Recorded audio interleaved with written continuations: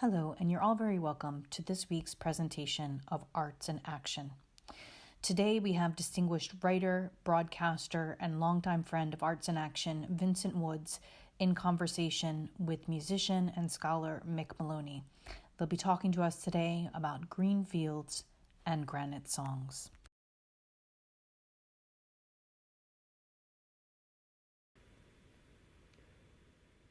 Hello and welcome to Green Fields and Granite Tunes, part of this year's Arts in Action programme at NUI Galway. Art as Legacy, the overall theme of the programme, which is dedicated to Mary McPartland, who left a huge legacy of music, song, art and inspiration. Mary, of course, the founder of Arts in Action. My guest, Mick Moloney, is a powerhouse of Irish traditional music in the world. Based in and out of New York University for many years, Mick has charted a unique course in balancing life as a dedicated teacher and academic on the one hand, and a kind of journeyman musician, a dedicated ambassador for Irish culture and music around the world on the other. He has made an invaluable contribution to Irish music through his collecting, study, teaching and performance, and through his decades of involvement in mapping the history and continuously shifting and developing story of traditional Irish music in the United States, and its intersection with African American music and culture, and the many other beats and rich unfoldings of American life.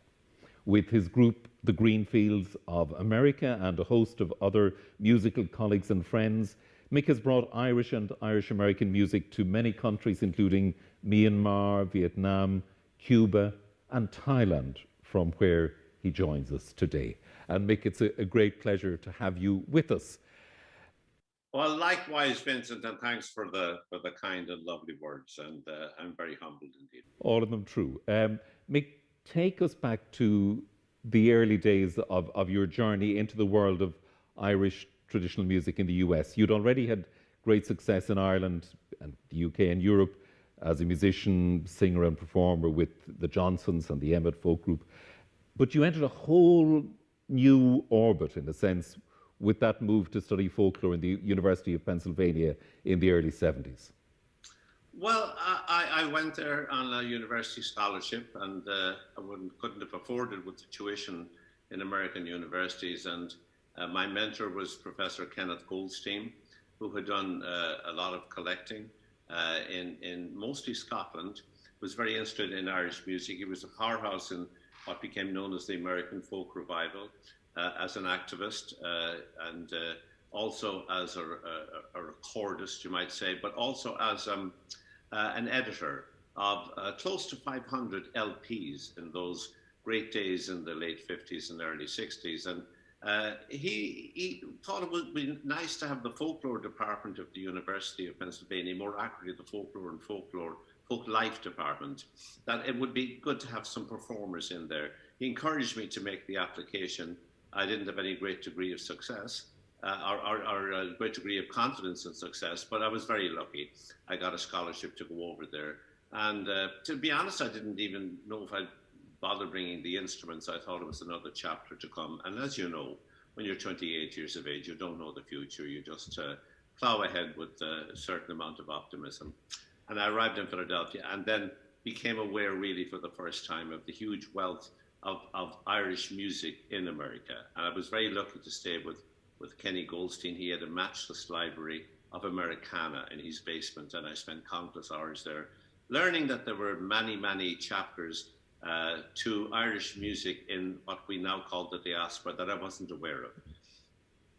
What was the scene like, the music scene in the States at that time, the music of Irish? At that time, there were many music scenes, you know, as there are today. You couldn't count them all, really, and they're rural and urban, I suppose. That would be one division. But popular and traditional was another. These are all kind of, as you know yourself, they're artificial categories, and we need to separate things in categories to try to maybe understand them, and then we realize the categories aren't really all that real, that they overlap. But I suppose my first encounter was what we call traditional Irish music. played in the old style, and immigrant musicians, and they were nearly all just immigrants. They were nearly all men. People like Ed Reevy, people like, he would have been from Cavan, a great composer in Philadelphia. My first project was on him. And then after that, I got to meet his friends, people like John Veazey and Eddie Cahill, the great musicians from Sligo who ended up in Philadelphia. Nearly all immigrants and almost all male. And then their friends in New York. And I started to get to know who they were and hang out with them, and really started to learn my trade for the first time. It was in America that I really started to pay attention to the wonderful repository, not only of music, but the history behind the music, the stories behind the people, their own lives. And that's when I became really aware of that for the first time. Among the people you met in those years was Joseph O'Haney, Joe Haney, the great Connemara Shannon singer. Yeah, I met Joseph O'Haney, and I was very lucky that my mentor, Kenneth Goldstein, was a big supporter of Irish music because he spent time in Scotland. He knew that all these scenes were connected. He knew they were connected to Appalachia as well. And they were all, in a sense, cultural cousins. So I started to appear at festivals with various people. Eugene O'Donnell was the first musician I started to appear with. And I met Joe Haney, Joseph O'Haney, a few times. He didn't like me at all. He saw me with the guitar and the banjo, and his trade was singing unaccompanied in Irish, and he was very dismissive. He wasn't exactly rude, but he was unfriendly. And then, but I never let it put me off, and I was an admirer of his. I held him in awe. I knew how important he was. And then one day we were coming back from the National Folk Festival in Washington. It was a searingly hot day, nearly 100 degrees of heat. And we were in a van together, sweating. We got into the van, and we were driving to the hotel in silence. He just turned to me and said, you're all right. That was a blessing. After that, we became friends, and really did. And the only personal interview that I'm aware that he ever did was when I went up, just before he was going to leave for the University of Washington out in far off Seattle as an artist in residence. I went up to his apartment in Bay Ridge in Brooklyn, and he'd stopped drinking, stopped smoking at the time, and we drank tea from cracked cups on a little across from each other in a porcelain blue table, and a naked light bulb shining down, and I put the recorder between me and him, and we talked, I think as friends, for an hour. Then a week later I came back and we talked again, and as far as I know, I never saw him after that. He went off to Seattle, and as far as I know, they were the only two personal interviews. He did a lot of interviews, but not about his personal life, and his fairly complicated personal life in Ireland, in Scotland, in London, in America, and what it was like to be just a sean-nós singer in a language that the Irish in America didn't really understand, and kind of in a way looked down upon, to remind them of poverty and backwardness, and singing to mostly at the time, I would say, Jewish audiences. The cultural activists behind the folk revival, a lot of them were Jewish. They were his biggest supporters. He was like a prophet. He was the only man I know who could stand on a stage in front of a general audience, sing in Irish and in English too, tell the stories for 45 minutes, get off, come back again, he'd drink, he'd sit there or stand there with a glass of water and mesmerize and captivate audiences all over the country. I appeared with him a few times with Tony McMahon and myself in the West Coast, but mostly he was alone. I had great admiration and respect for him. And of course, the title of our conversation today, Mick, Greenfields and Granite Tunes, is a kind of a double homage to your own group, the Greenfields of America, and then to Pat Collins's fine film, Song of Granite, about some of the life of Joseph Haney. And actually, on that note, as it were, tell us, Mick, about the Greenfields of America and forming that group, which has had many iterations over the years, and I suppose has carried the music down the decades. What's at the core and centre of that group? Well, at the core of it was, first of all, it happened like most things in my life did, Vincent, by accident. I was lucky enough to have Professor Kenneth Goldstein as my mentor. I think about him all the time. He was a lovely man, and born on March the 17th. Really? in the Bronx in New York, and he stood very close to you, and he talked, and he stood about. I'd always be backing off him in, and he would come in. I loved him, and I lived in his house for a long time. Right. And when I came to America first, and he showed me the ropes, and he got me this extraordinary gig as the folklorist who would put together the Irish contribution to the Festival of American Folklife, sponsored by the Smithsonian Institution in 1976. That was the bicentennial year. And America at that time started to embrace multiculturalism, you might call it, pluralism, sort of thing that's so controversial today because there's so many people who are threatened by it, the whiteness of it all. And America was coming out of that fear of other, fear of immigrants and so on. And every group, as we well know, that's come to America has been met with a certain amount of hostility. And then they become acculturated in some way or other. And then the next group it's the story of America in many ways, a nation of immigrants. And a divided country as much as a united country. But in 1976, there was a coming together, the Bicentennial Festival. I was so honored to be given the chance to give other people an opportunity to come and be feted and celebrated in Washington. So my job was to go around America and I was given 26 people, a number of 26 traditional musicians, singers and dancers representing excellence and also the notion of traditionality, and that's up for grabs. We sort of know what that is, and sometimes we don't. And then they were joined by 26 people from Ireland, put together by Kieran McMahuna and Tom Munnelly of the Folklore Department of University College Dublin. They arrived over, and it was a cosmic coming together. And it was so popular, and people were affirmed. And I think that the greatest moment of that was we were invited to the Irish ambassador's residence in Washington, D.C. His name was, he's still around, it was Ambassador Donlan. And I don't think he was even aware of the significance of that moment when there was a validation of culture that was on the outside of the society. We were coming through that, if you want to use the egghead term, post-colonial phase in Ireland at that time. And it was an important affirmation of the things that we all were and that we believed in. The beautiful old music, the lovely old songs, and the dancing. And it was there that we brought those three elements together. And I met a young dancer in Chicago who was lighting up the city, and his name was Michael Flatley, and he came along. And there was Liz Carroll, the great fiddle player. Now, at that time, it was mostly men that were doing this, and the women's revolution was starting to happen. And in terms of Irish music, it was a bloodless revolution. The daughters of these great musicians said, "We want to play too," and everyone said, "Sure, great." And now we have Joni Madden, we have Eileen Ivers, countless people who are playing. Tina Turgis, the musicians I play with, are about 50-50. We never had a quota as such. We're trying to be fair, and it just was the right thing to do. But at the time, there were very few women.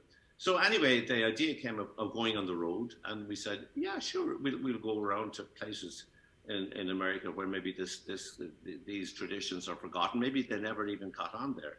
And we've been touring in one form or another. We got 4 grants from the National Endowment for the Arts, which was just formed a year later, 1977. And what name we were going to have? Well, I didn't know. And then somebody said, and I can't remember who it was, well, we have a song called The Green Fields of America. Right. We have a tune called, a jig and a reel all called The Green Fields of America. And there's a metaphor there. Mm. Green is Irish, and the fields are kind of a symbol for the promise of success, fertility, if you will. We said, yeah, that sounds good. Right. And we've kept the name ever since. We've, what's it, 78 we were formed. We're 42 years on the go now. Different people all the time, because everyone had full-time jobs back in those times. And it's been a great journey. And I think the best thing about it is that we never were a full-time group, because we would surely have fought and fallen out if we were. But we were all delighted to see each other those times we toured. We toured in Mexico, even Michael Flatley and Donnie Golden were the 2 dancers at that time. And a lot of people who were the household names of Irish music were in the group. Joni Madden, Seamus Egan, and the list goes on and on and on. And we're friends, and we still do music and song and dance. And I believe we were the first group to do all 3 together, and they're all connected, need I say. You mentioned, I suppose, the predominance of male performers in the tradition in the States. And, you know, somebody who stands out in general, in Ireland especially, but I know she took to the stage in the States as well, Margaret Barry. Remarkable figure, and you knew her a little, I suppose, sharing an instrument as well, of the banjo, and a singular and really important figure, isn't she? Absolutely, and she was the only woman that I know of who was playing the banjo, the banjo at the time. She played the five-string banjo, and you know, it's been said that she sort of used it as a musical prop. She was a magnificent singer. I mean, she still, when I listen to her recordings of songs like "My Lagan Love," it stops me in my tracks. It's the beautiful, or the Blarney Stone. There's a Blarney Stone in Sligo. There's a Blarney Stone in Clare. The beauty, the clarity, no vibrato, of course. And of course, she was a street singer. And she would sing at the fairs outdoors. And in London, she sang in noisy pubs. And I love when you're singing in pubs, Henry Glassy, a mutual friend of ours, says, you're trying to entrap fugitive attention.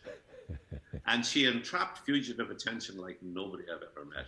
When she started to sing, and Frank Hart was the same, everybody stopped talking. She Power just of the voice. rooted you to the floor. Memorable character. She arrived in America briefly, and she wasn't able to be part of the 76 festival. She arrived just a little late for that.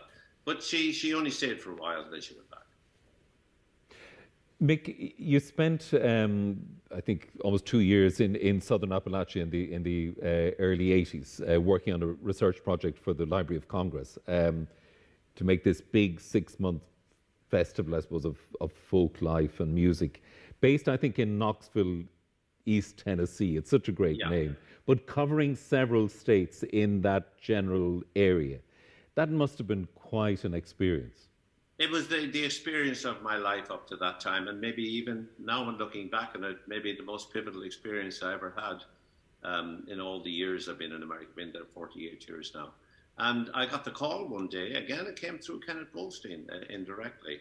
The World's Fair, the World Exposition, they all last 6 months, and that was where all the new inventions, you know, the light bulb, the elevator, used to be trotted out in the Chicago and St. Louis World Fair. St. Louis World Fair was the first one that John McCormack, first place in the first gig he got. And he engineered a departure when he saw the horror of the performance situation. But talk about fugitive attention. But anyway, that's another story. But I mean, the 1982 World's Fair, they last 6 months. And they needed somebody, they were in East Tennessee, a bastion of mountain culture. And they needed some expertise in that area, because when you think of Appalachia, southern Appalachia, you think of mountain music and all the other traditions, dance and singing. But they didn't know how to do it. So they contacted the American Folklife Center at the Library of Congress. The head was Alan Jabor, a great fiddle player. And he gave me the call. He said, would you be interested in going down to Appalachia and being an advisor to the 1982 World's Fair? And I said, I don't know anything about Appalachia. He said, good. He said, that means you haven't made any enemies yet. And so down I went. And being Irish, I was accepted in a way that maybe Yankees wouldn't have been accepted in that territory. And my job was to go around the Virginias, Carolinas, East Tennessee, Kentucky, North Georgia, and put together a set of proposals for a 6-month-long folk festival. And I did, and it was a learning experience. And carrying the banjo and carrying the mandolin and being able to sing a few songs was the ideal passport. Also, I wasn't going there to collect anything or to be, you know, it can be a parasitical enterprise, as we know. You're taking things from people and advancing your career. A theme that was dealt with eloquently in the movie Songcatcher. And I wasn't. I was so lucky, again with the Smithsonian. I was there to offer people a gig, exposure, some money. And what most artists need is validation and a place to do something. Another one of my mentors was John Schwed, and he specialized in Native American culture. And he said memorably in class one day, there's nothing sadder than to be able to do beautiful things and have nowhere to do them. And I was really very fortunate to be able to offer something to these people. And I learned in the process, it was a learning experience, about all the different elements of Appalachian culture and the deep imprint of Ireland, of England, of Scotland, of Germany, of Switzerland, as well as native Cherokee culture in the mountains, and particularly African American culture, both before and after slavery. And in a magical way, through a series of personal meetings, and I would have to say every one of those meetings was an act of diplomacy and friendship. And out of all that, the countless meetings that we'll never know about, they're undocumented, uncharted, came this extraordinary music and culture, Appalachian mountain culture, which led to country music and bluegrass and all the other related cultures that we hear today, called Americana. And being Irish, I was welcome everywhere. And as you know, 38% of African Americans have Irish DNA. And I was welcome in those communities too. And especially around St. Patrick's Day, when people said, hey, we're Irish too. And that's a complicated story for another day, perhaps. But that was my real education, was working for the 1982 World's Fair. And when I came back then, I decided to put on concerts celebrating the links between Irish culture and Appalachian culture, and the many cultural links, and of course, we're cultural cousins. And Mick, you normally do have a concert every year in Symphony Space in New York, this Celtic Appalachian celebration. This year's celebration is virtual, and that is available online to see. But we're going to share a little sampler of it with our audience today. Here are the Greenfields of America, Geron, Blind Boy, Paxton, and Eddie and Bonnie Bond.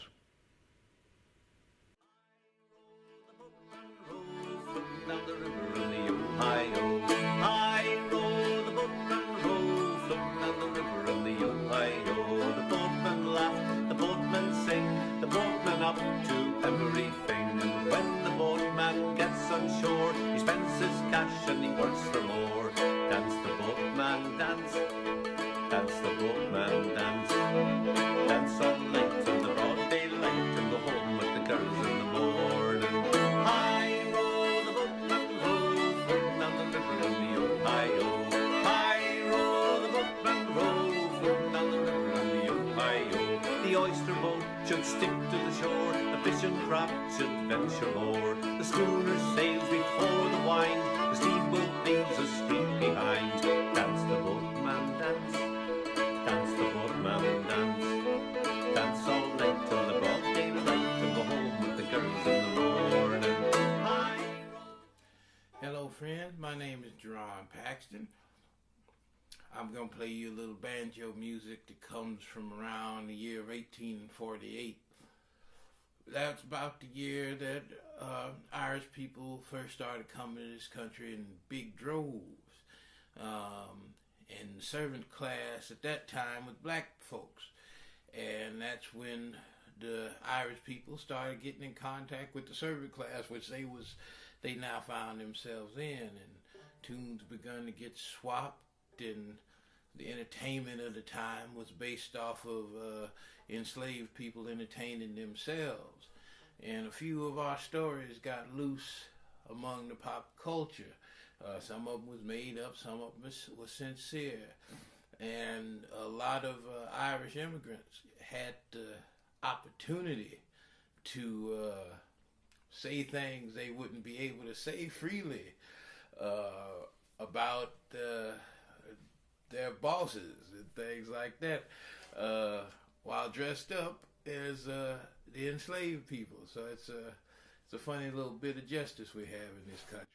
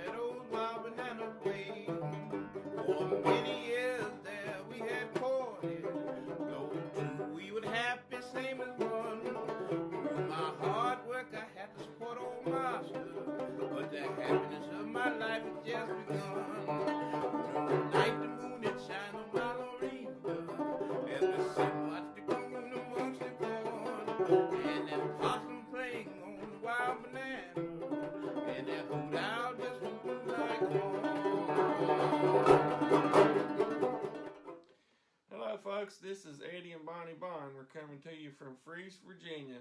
We're going to sing an old song about the cotton mills. Freeze was an old cotton mill town. We want to dedicate it to my Granny Widener. It's called Cotton Mill Girls.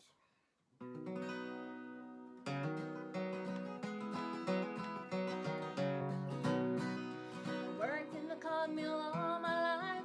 Ain't got nothing but borrow knife. It's hard times, cotton mill girls. Hard times everywhere.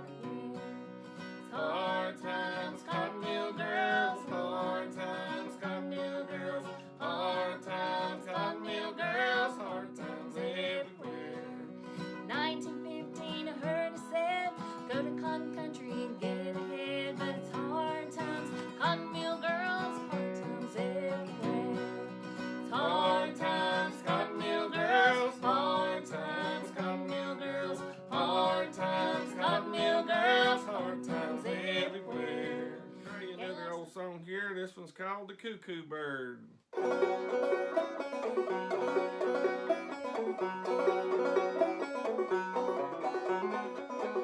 Oh, the cuckoo, she's a pretty bird, and she warbles as she flies. She never says cuckoo till the 4th day of July.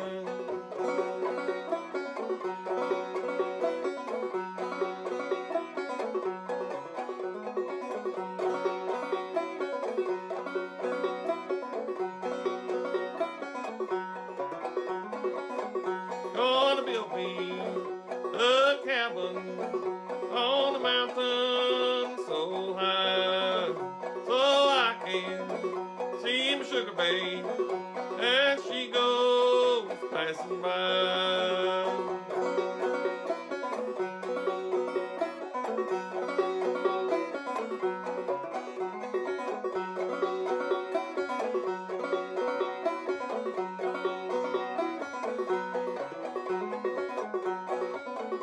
I've played cards in England, I've gambled in Spain. I'll bet you $10 I'll beat you next game.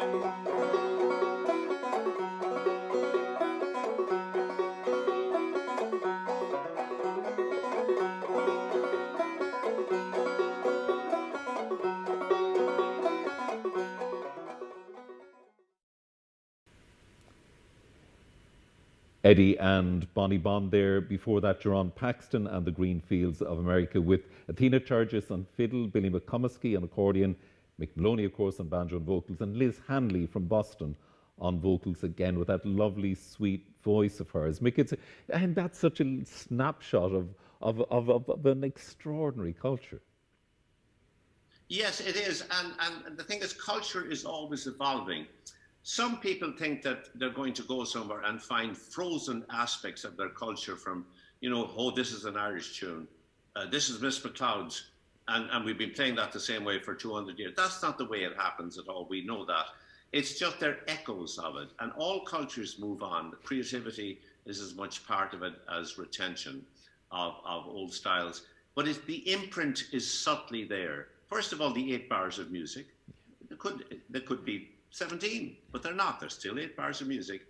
And then the style of singing. You'll notice a lot of the singers down there, like Joe Heaney, they'll lean back and they'll let the song speak through the body. And it's like the music is more important than the performance. And a lot of people will say, oh God, that was a lovely piece of music. And God, that woman is a great singer. They won't say, she has a great voice. They won't say, that's a great player. Now, they might say that, but the first thing will be to honor the art itself. And I think maybe what separates traditional and folk musicians from maybe contemporary performers, this is not always the case. This is just tendencies, is that the art breathes through us in a way, and we're respectful of the people who came before us. And in a way, we're passing it on, not in the same form to people. You have to have your own way of doing it, to people after you.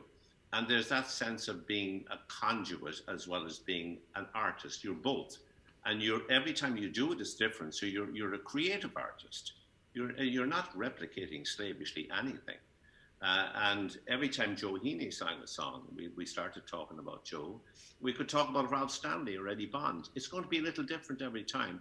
I'd like to think that as Irish musicians, myself included, that every time we would do a song or a tune, it would be different. And to tell you the truth, songs I've been singing for a long time, like say the Boatman's Dance or Liz Hanley singing, we call it Broken Hearted, I'll Wander, that's the name we give to it. That it's different every time. And as you get older, you think about things differently. They go through you in a certain way, or they become part of you. And they're hopefully never going to be a slavish kind of replication of something just for its own sake. I mean, that would be kind of very boring, wouldn't it? It would, and I suppose that also goes in a way to the heart of the notion of legacy. And people used to talk about getting a legacy from America, an inheritance of money. But if we inherit music, for instance, or aspects of culture, we can't just hold it in aspect. You can't preserve it unchanged.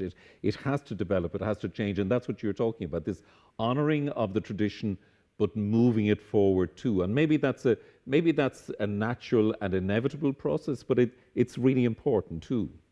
Well, it is, and I think you have to learn at the feet of somebody or listening to somebody, and then you have to find your own voice. You have to do both, and that's why one of the reasons I love, say, traditional Appalachian music or African American music or Irish music is that it's a community, and it's all ages, it's all generations, and now it's both genders, and maybe go beyond both genders. That we live in a world where people define themselves in all sorts of ways. I mean, nothing is a given, and it all has to be honoured. And it's a very inclusive community, I think. And if it's not, well, then at any given moment we need to reflect that we're just a chapter in humanity. But one of the many reasons I love being part of this community is that there's respect across all sorts of boundaries, social classes, rural, urban, ages, gender, and it really shouldn't matter. Mick, can we talk a little bit about your chosen instrument, about the banjo? I suppose it's in a way it's a kind of an outlier in terms of Irish traditional music. Might even be a certain snobbery about it in some circles, but it's an instrument that has carried you and opened doors for you, and it's a very distinctive sound and an instrument with a really rich cultural history. Well, it is, and I didn't intellectualize my interest in it until recently. When you get in the egghead business and start teaching and writing articles, you have to figure out what you're thinking. I remember the first time we had a teaching camp, was the first of the teaching camps, the Irish Weeks in America, and Liz Carroll and myself and Billy McComiskey got together and we said, how are we going to teach this? We don't even know what we're doing. And we sort of had to figure it out. And I didn't, when I heard the banjo first played by Christy Dunn in the streets of Limerick, I just knew I liked it. And I knew that it was irresistible. I couldn't see the future. And I was to learn later it was an African instrument, carries an idea. The slaves carried nothing. Recreated in the plantations of the southern states of America and in the Caribbean. It was always on the edge of society. It was the edge of the culture, kind of the wild barbaric twang, Karen Lynn's great book. And then it was appropriated by Irish immigrants, used in minstrelsy, again on the edge of the culture. White Irish Americans pretending they were blacks and blacking, and then blacks learning from them, then blacks coming on the minstrel stage and having to black up to look like Irish people blacking up. I mean, refraction at multiple levels. The banjo's in the middle of it all. It was carried to Ireland by the Virginia minstrels. in the 1840s. That's where the boatman's dance was sung in Dublin and in Cork and in Belfast. Has a racial history, but then transcended that in the mountains, and it belongs to both cultures. Rhiannon Giddens, who's at the University of Limerick now, and living in Limerick, is one of the great voices that's reclaiming and talents reclaiming the banjo as part of as much part of African American history as Irish history. She sang that song, "I'm a Country Girl," and she indeed, that's as much her identity as any people who were born in the country, reclaiming that culture. And then it comes to Ireland, it's played by the travellers, again on the edge of the culture. And marginality would be the story, but now it's moved in close to the centre. And as I said, when we play this, we're not thinking about all these things. I mean, I never dreamed I'd be talking like this, but I mean, that is the story. That is the kind of the general story of the banjo, and without knowing it, I became part of that story. And everywhere I've gone in the world, the one thing that's opened doors for me is playing music, and the banjo being my instrument. It's just opened doors. People, it's an act of friendship. I mean, they say music is a universal language, and it's really not a language we can understand in different. It's like language itself. It has many different idioms and dialects, but the act of making music is a hand of friendship. It's an act of diplomacy. And I think that's opened all the doors for me, really. Thinking about the layers of connection between Ireland and the US through so many aspects of life, I think we sometimes forget in Ireland that it goes way back. So that, for instance, there was a strong, discernible Irish influence in American musical and theatre worlds, even before the impact of the huge famine migrations. And someone you've looked to a lot is Ned Harrigan of Harrigan and Hart. Tell us a little bit about him and his significance. Well, Ned Harrigan is, the most famous Irish American composer of all time, and his name is practically unknown in Ireland, and frankly, is practically unknown in America too. If it weren't for the song that George M. Cohan wrote, Harrigan spells Harrigan, proud of all the Irish blood that's in me. Divil a word can be said again, me. Harriganuc is a name that a shame never has been connected with. Harrigan, that's me. Now, George M. Cohan, the son of Clonakilty, wrote that song in 1904, celebrating his master, the person he looked up to, was Ned Harrigan, who, along with Tony Hart and David Brame, invented musical theatre in New York. Harrigan was the grandson of a Cork immigrant who immigrated to Newfoundland for the cod fisheries. And in New York, he started to write about tenement life, about housing disputes, interaction with other groups of immigrants. We were meeting in America people we would never have met in the homeland. And a whole genre of song that couldn't have been written in Ireland developed through Ned Harrigan and other songwriters. And they're songs of the stage, songs of urban America. And I think Ireland has puzzled me sometimes that there's no great interest really in what the Irish diaspora has done. That, like most islands, we're more interested in what is going on on the island itself. There's 60 million people of Irish ancestry all over the world, spread around the world, and a lot of their history is through art, music and song in particular. And I've been fascinated with all the genres of Irish American song that precede Tin Pan Alley, which starts in the 1890s when Irish Eyes Are Smiling and all of that. Ireland Must Be Heaven, for my mother came from there. And we look down at that stuff as kind of, well, that's not really Irish. But it's Irish American, and as Frank Hart would have said, it's part of the epic story. I got fascinated in that as an immigrant to America, and especially these traditions are urban. If you want to know about tenement life, about relations with the Irish and other ethnic groups, especially the Germans, the Chinese immigrants, African American, people coming up from the South, Italians, other groups, they're all somewhere in the song tradition. Frank Hart was I think, alone among the Irish singers, and we spent a lot of time together in having an interest in that, on every aspect. He said it's all part of the grand tale, the epic canvas. and the songs about the Irish and the in the coal mines of Pennsylvania, the Irish building the canals, the Irish on the railroads, the Irish in the logging camps of Maine, the Irish in the gold rush of California, the copper mines of Butte, Montana, on and on and on. If we did it, there's songs about it. And that became more and more my interest in America.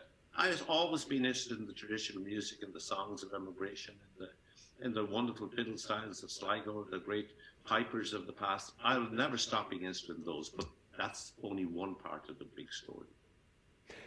One of Harrigan's songs you've made pretty much your own, McNally's Row of Flats. This really witty song on New York Tenement Life. It's a song about the Irish in Tenement Life in New York. And I'll sing one verse with a thought. It's Ireland and Italy, Jerusalem and Germany, Chinese and Africans and a paradise for rats, all jumbled up together in the snow and stormy weather. They constitute the tenants in McNally's Row of Flats. I love this verse. That great conglomeration of men from every nation, the Tower of Babylonium, it couldn't equal that. A peculiar institution where the brogues without dilution rattled down together in McNally's Row of Flats. And it's Ireland, so on. But I mean, that line, those lines, he was called the Dickens of America. Oh, it's so clever. The wit it is of America. Yeah. The Moliere of New York City. Yeah, I mean, it's wonderful. The rhythm, the humor, the color, the life in it. It's terrific. Well, it's Irish America, but that song couldn't have been, as you well know, Vincent, couldn't have been written in Ireland. Who would write it? Yes. And again, you know, that as you say, it's very much part of the story, of the bigger story. How, Mick, how has Irish American music evolved in the decades since you first entered that world? You know, is it stronger now? Is it more respected? Has I suppose the move maybe into the academy, in a sense, the teaching opened it up, strengthened it? Yes, and I think the connections between Ireland and America have never been stronger in the validation of the culture. And I think places like the Academy of World Music and Dance at the University of Limerick have been incalculably important in the validation of traditional music. As you know yourself, Vincent, well, certainly when I was growing up, this music wasn't valued at all. I mean, there was no television, and we had 15 minutes of it on the radio a week, 15 minutes. And so that it wasn't held in high esteem. It was a class thing. It was a rural-urban thing. It was an education thing. And it was a post-colonial thing. We were still trying to figure out who we were. And I'd say that the people who were most pivotal in reversing that were the Clancy Brothers and Tommy Makem in New York City. Yeah. And they were giving a new voice in a new idiom to the old songs. And the fact that they were successful in America coincided with television coming to Ireland too, and an opening up of the country in the 60s, and you know, modernization of the economy, reversal of immigration, all the stuff that we know about. But they came along at that moment and were pivotal in validating the old tradition, our sense of who we were, and our pride in ourselves, and our self-confidence. And when I teach at New York University, and every time I walk around Greenwich Village, in a sense, I'm conscious of the echoes of those moments when our culture became respectable. What kind of students do you get in NYU, Mick? What sort of what? What kind of students do you get in NYU? At New York University, I get students from all over the world. And I would have to say that looking out every year, I'm struck by how many Asian students there are in particular. From China. New York University is a global university.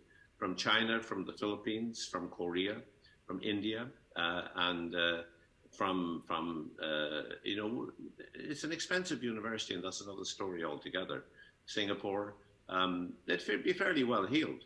And then in America, a lot of African Americans, a lot of Latinos, and an awful lot of Jewish students. And the Irish and the Jews, as I lived in a Jewish household for the first few months I was in America, we had a lot of things in common.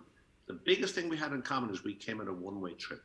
There was nothing to go back to. Pogroms and the famine. What was left? When you're on a one-way trip, you adapt very, very quickly to a new place. And it's a great strength. And the resilience of both cultures. We live beside each other for a lot. We value education, the arts. We have so many similarities. And I made an album called If It Wasn't for the Irish and the Jews a while back, and delighted to do so. What keeps your passion alight as a musical artist? You know, what inspires you? What keeps you going? I mean, it's what I love, and also it connects to the human spirit. I'm so fortunate to have that. Again, people call it the wild call of the music, or as you know yourself, you know, we'd say that all musicians are touched with a mad drop, and it's not been profitable. And that's one of the things Joe Heaney used to say to me. You know, what I'm doing is not profitable, but he says I love it. And every Appalachian musician I met in those 2 years, every African American member of a choir singing in a gospel choir in North Philadelphia on a Sunday. I lived in an African American neighborhood for 28 years. And for 15 of those years, I was the only Caucasian, only white person on the block. And you know something? I treasured those years. Again, it's the notion of marginality. I was Irish in London at a time when it wasn't fashionable, and we were looked down upon. And then coming to America, I don't understand why any Irish American could be racist. Frankly, Vincent, I just don't get it. We were stereotyped in the same way. We went through the same challenges. As Catholic immigrants, we were despised because it was thought that our primary allegiance was to a foreign prince, the Pope of Rome. And we went through the very same, we had to go with the same hurdles and the same challenges as African. I cannot tolerate racism in any form, and I despise it. And traveling around the world, any kind of racism repels and appalls me. And I think when you're in the world of art, and particularly music, those barriers disappear very, very quickly. And you're animated by the same impulse that comes out in different ways the humanity in all of us hopefully can be engaged through art. And other ways too. You don't have to be a performing artist, but it certainly helps. And I have always been very thankful for that. There's not a day go by that I don't thank the people who taught me. And I stand respectfully at their feet in many ways. And I learned my trade, I'd have to say, in America by listening to people. I hope you're writing some of it down, Mick. I mean, it strikes me that there's a marvellous book or books in your journey, in your work, I in met what you've done. a Dublin fella in London once at a pub called The Favourite, and we mentioned, myself and David O'Doherty were talking about something. He said, "What are you talking about?" And I says, "We're talking about this book." "Yeah, book," he says. "You wouldn't catch me reading a book." No, I am writing it down, Vincent, and I'm writing it down. You know, Henry Glassy, again, I've mentioned his name. He said he writes to find out what he thinks. And I think it's a useful exercise to write down. When you write down, especially when you're writing for yourself, I mean, that's where it starts. You can't lie to yourself. Or you can do it's fruitless exercise. Yeah, I'm writing it down as best as I can. Good. I like talking more than I like writing, you know. And you're good at it. Listen, we do our best. Mick, you've shared a stage with many a singer and musician in many a corner of the world, as we know. And one of the people you came to know late on was the singer Mary McPartlin, who founded this series, Arts in Action, and who went to Kentucky as part of a Fulbright scholarship in 2013 and forged creative links with Jean Ritchie and Bertha Hope and Sam Gleaves and others. She was quite a force as a singer, wasn't she? Mary was a force of nature. I mean, you know, she filled the room. She was, you know, the phrase that it's a trite phrase, larger than life. but it's there because she was unforgettable. When she was around, you know, you knew she was there, and she didn't have to say anything. When she opened her voice to sing, the word just magisterial comes to mind. And you wouldn't want to be analysing, you just enjoy it. And I saw her, you know, she was in that lovely room called the Layman Room in the Old Ground Hotel, the second floor. That's where I asked her to sing. And she was singing a Shane MacGowan song. And I just, the humanity of it, the warmth of it. And I think there's one word, warmth, I think is, when I think of Mary, I think of warmth, and you want to hug her, you know? Yeah, she was. But she was a great singer. I mean, she had the art kind of throbbed through her, and she was passionate about everything she did. I don't need to tell you. And I loved hearing her in Leitrim, you know, the various, in Drumshanbo particularly. But yeah, that's where I mostly heard her, in Drumshanbo. And she seemed at home, and her brother too, you know, there in those little towns of I know it's a different county, but the Guttery Gaps. I mean, there and the Drumlin Hills, and I associate her with there as you would yourself, of course, you being from there. But I don't know, she was, when I smile when I think of her, and I don't think of her as gone in a funny way. I think she's kind of around. And she loved Jean Ritchie, who was from Kentucky. And Jean Ritchie ended up in Berea, which I visited Berea quite a bit when I was working for the World's Fair. And it's a dry town. And you know, I haven't been drinking for a long time now. And, you know, I run out of coupons. But I had a fair few coupons left when I went to Berea. It's a dry town, but the best moonshine I've ever come across. Excellent. Nearly all the dry towns in Appalachia where you find the best moonshine. The Ravens Gap in North Georgia, where the Foxfire Project was, and you know, and Berea, Kentucky, where Jean Ritchie passed away. But you know, Mary visited her there and was very, very connected to her memory. And we're delighted to say that the Fulbright Commission of Ireland will be offering additional bursaries to 2 Irish Fulbright awardees for the 2021-22 programme in honour and remembrance of Mary McPartlin, a great Fulbright friend, as they put it. Mick, we're going to finish with a sample of some of the work you're doing these days while you find yourself effectively in lockdown in Thailand. You're making a series of videos exploring song, the series by Memory Inspired. Tell us about the video we're about to see, based on a brand new song about mining in Butte, Montana. Well, I mentioned that everything we did in America, we wrote songs about, but we don't necessarily know what songs were written. I don't need to tell you, Mary McPartlin would have been very conscious of this, that the songs we have from the past are only those songs that collectors choose to collect. And every collector, well, first of all, there were many places that the people who collected songs, they're mostly fairly well-off people and educated people, and they had a genuine interest in old ways. But if they didn't deem it worthy, or if somebody didn't write it down, how could you ever know that which has not been documented? You can't. It's unknowable by definition. So I know enough about those songs that were written and were documented, recorded, written down, published, that everything we did was written about. And the Irish were a huge presence in the copper mines of Butte, Montana. One of the first Irish, by today's standards, billionaires, Marcus Daly, he founded the Anaconda mine, the biggest copper strike in the history of the world. And Irish people flocked there. One time it was the most Irish town in America in terms of the population, the percentage of the population. And yet there were no songs that I knew of about it. And then I heard this song, a recently written song, but I knew that it had been impeccably researched.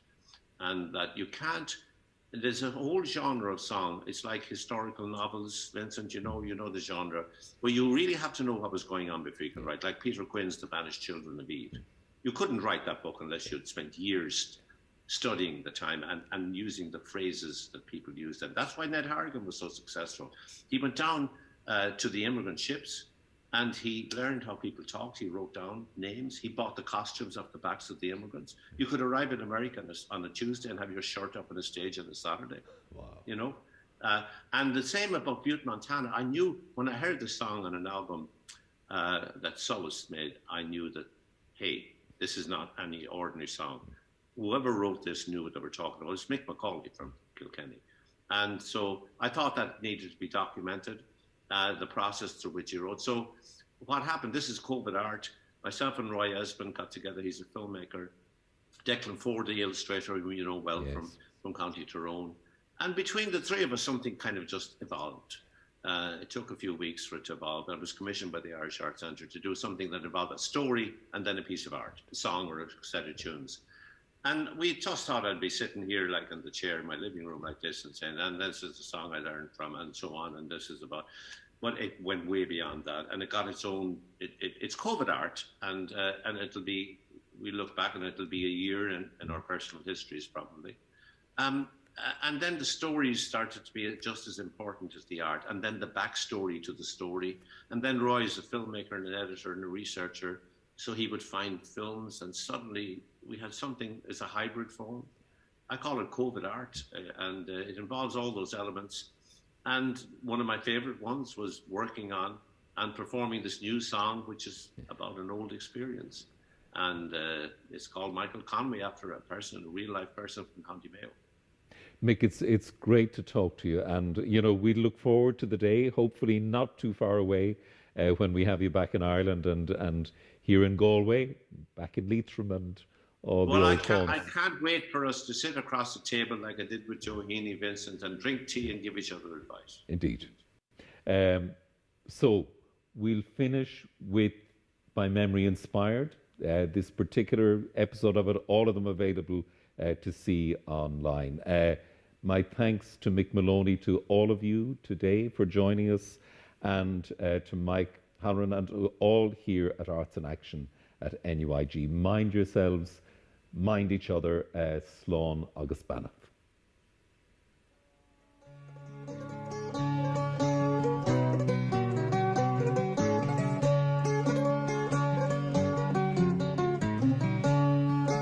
I'm going to sing for you a song today that is a new song, and I heard it for the first time in my apartment in New York City on Bleecker Street.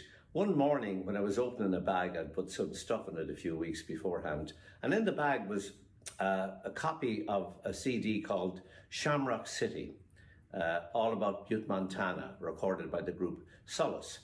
And Seamus Egan, the great flute player who grew up in Philadelphia, had given it to me, and I'd forgotten that I had it. Often happens when you're running around and getting places and leaving places and going places. And I took it out and I put it on the player, and I went to get my coffee, and then I stopped and I sat down, and then the song finished and I played it again, and I knew I was listening to something quite extraordinary, something very different than the songs being written by songwriters today on both sides of the Atlantic.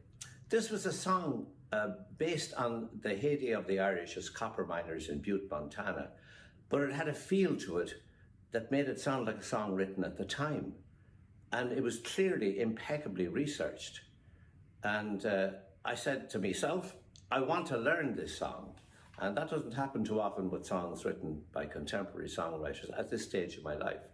And then I called up Seamus Egan, and I said, can you tell me the story of this song? And he said, Michael Conway was a granduncle of mine, and there was a story always in the family about him. He was a fighter, bare knuckle fighter, and he went off out to the west and he got killed. We don't know much about it, except it's somehow connected to Butte, Montana.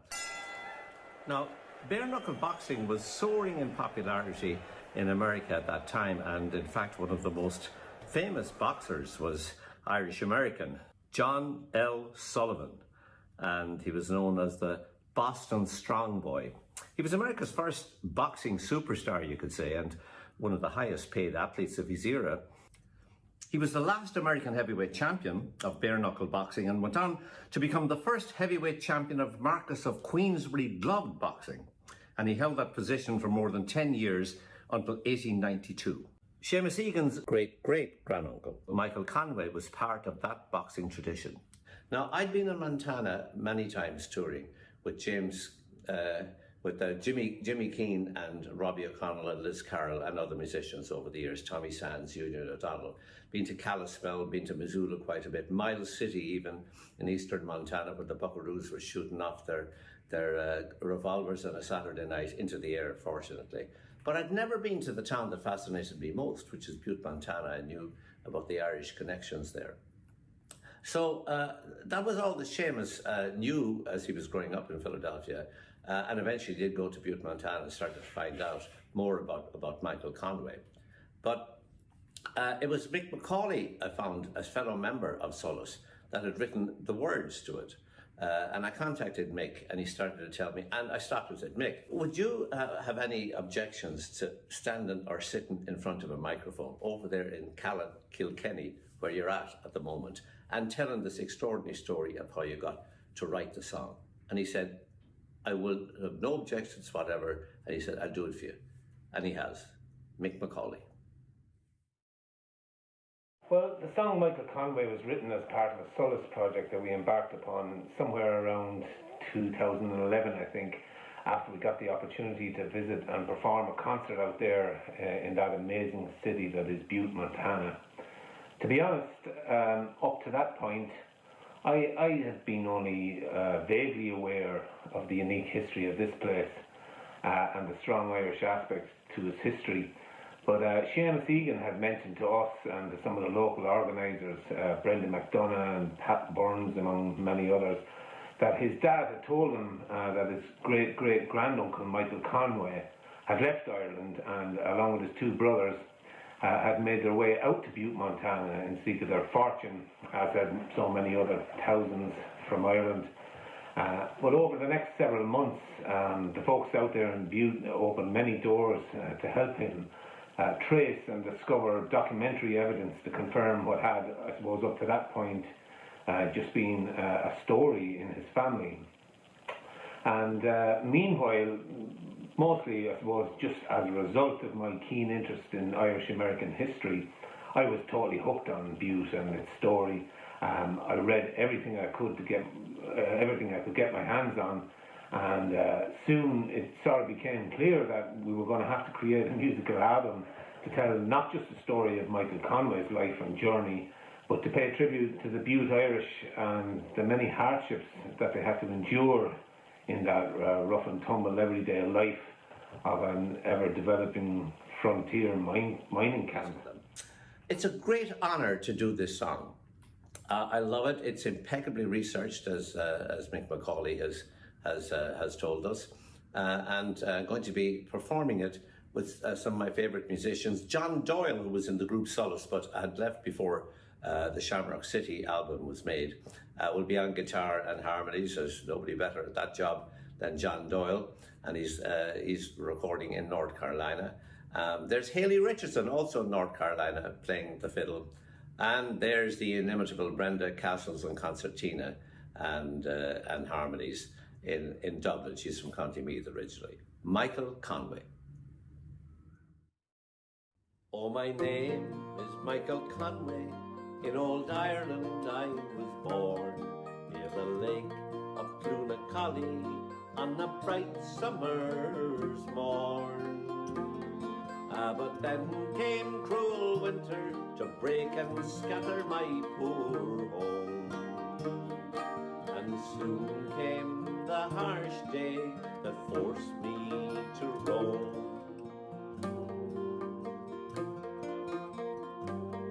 Well, we reached bold Philadelphia in the brave land of the free. There I met with my two brothers. There was Pat, James, then me. And we were destined for the rich land. Fate owned us all from birth. We were bound for Butte, Montana, the richest hill on earth. Where the pockets they bulge heavy, when the coppers are running high. Where the hill rewards its brave sons, its fortune fortune or die, where they tread on silver dollars on a crowded barroom floor, while they strip the granite mountain of its precious copper ore. Well, we leaped down off the steam train and went out into the yellow mist. There was hope still in our hearts then, and a fight in either fist. No kind face to lead us up to where the dirty smelters spat. And it's there I took to hard labour as a butte mining rat, where they trade the hours of daylight for the smell of copper ore, where it's whiskey and a cowpat to cure our copper sores, where half the town it labours while the other half it sleeps. Up on that granite mountain, a mile high and deep.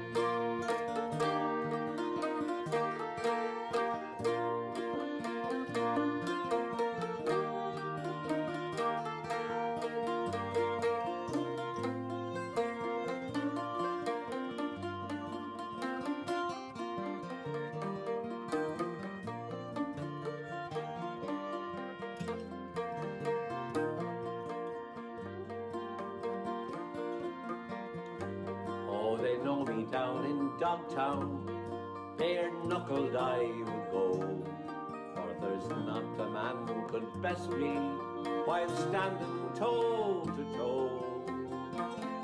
But I defy the crooked sheriff, for I wouldn't throw his fight away. He should have laid it on at 5-2 and backed old Conway.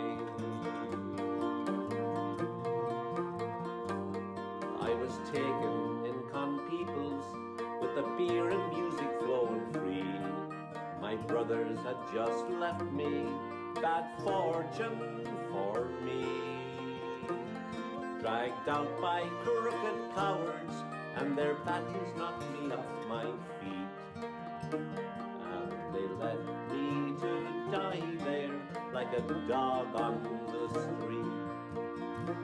Far from the anaconda, the mine with 7 stacks, far from the ashen faces of young men with crooked backs, far from the granite mountain and the dusty grave in which I lie.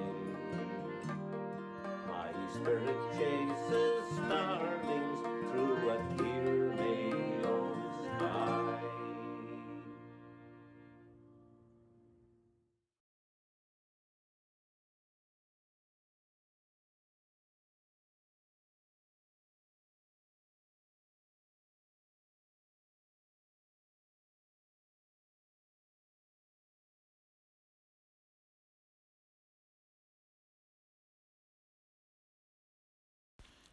Hello, please join us next week for Arts and Action's presentation of Sean Ryan, Mick Crean, and Greg Cotter in performance.